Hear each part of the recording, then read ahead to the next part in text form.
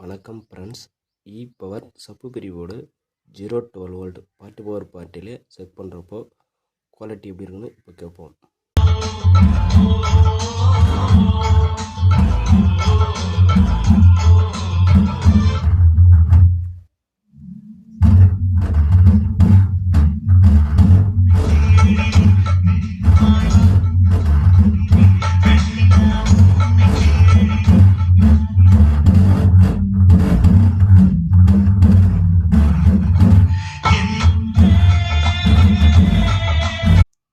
இந்த போர்டு வந்து பார்த்தீங்கன்னா 0-12 வோல்ட் யூஸ் பண்ணிக்கலாம். சிங்கிள் சப்பில் டபுள் சப்பில் 24/0 24 இருக்கும்.